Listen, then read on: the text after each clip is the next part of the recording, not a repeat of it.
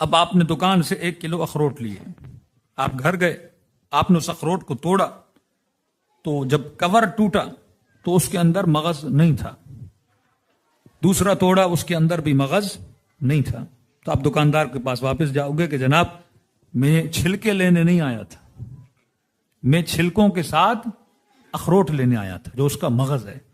اللہ کہتا ہے یہ قرآن ان لوگوں کے لیے ہے جو صاحبان مغز ہیں۔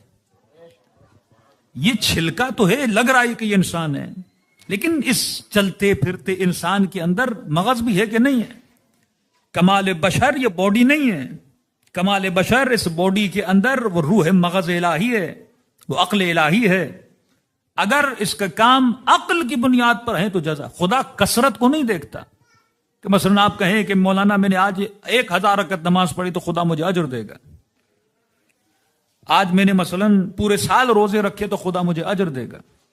خدا کثرت کو نہیں دیکھتا، کوانٹٹی کو نہیں دیکھتا، کوالٹی کو دیکھتا ہے کہ کرنے والا جو عبادت کر رہا تھا۔ اب قیامت کے دن عبادتوں کو کیسے تولا جائے گا کہ اللہ یہاں پہ اس کی 1000 نماز رکھے گا، یہاں پہ اس کی مثلا 4 نمازیں رکھے گا اور کہے گا کہ اس نے 1000 پڑھی تو لہذا یہ جنت میں چلا جائے، اس نے 4 پڑھی تو لہذا اس کو چھوٹا سا گھر جنت میں دیا جائے۔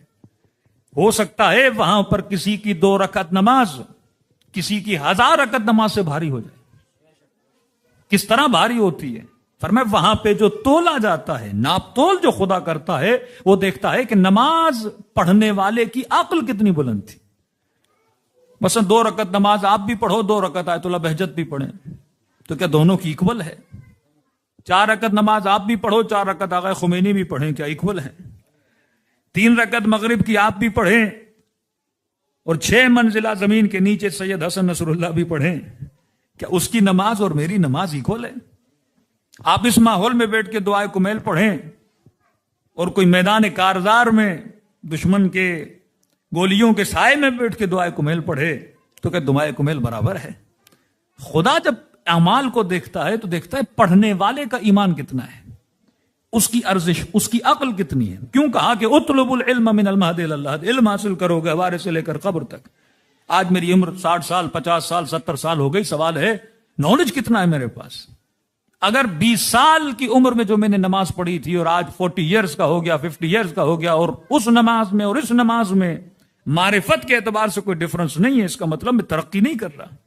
مال میں ترقی ہو رہی کہ مولانا مثلا اس کنٹری میں ہم آئے تھے تو پہلے دن مثلا میرے پاس $100 تھے اور آج میرے پاس $1 ملین ہیں، تو سوال یہ ہے کہ اس پورے عرصے میں آج تمہارے پاس معرفت کتنی ہے؟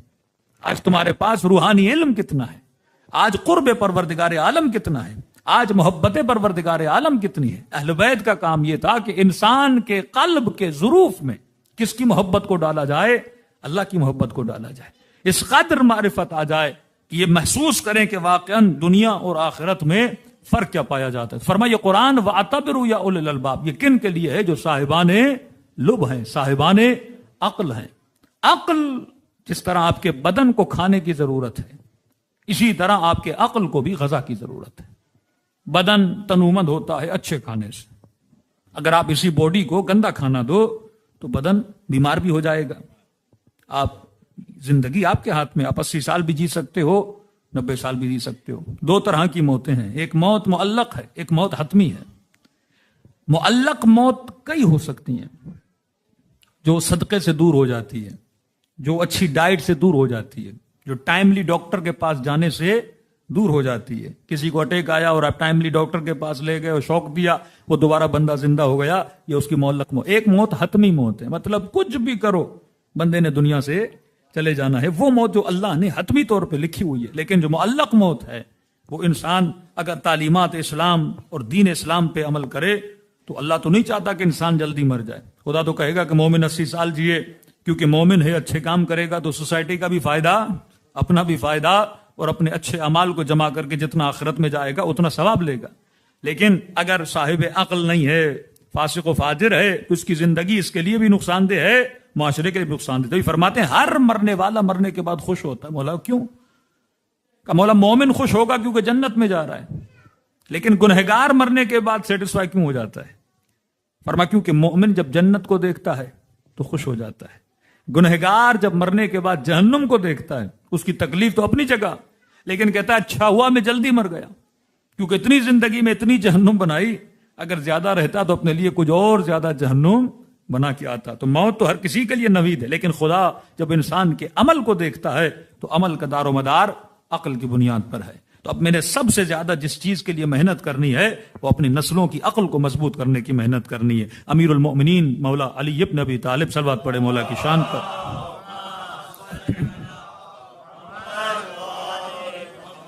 مولا سے پوچھا گیا کہ مولا انسانی عقل کا پتہ کہاں سے لگائیں کہ میرے اندر یہ لب، یہ عقل، یہ عبرت حاصل کرنے کی طاقت کتنی ہے؟ تو امام نے فرمایا انسان کی عقل کا پتہ انسان کے دو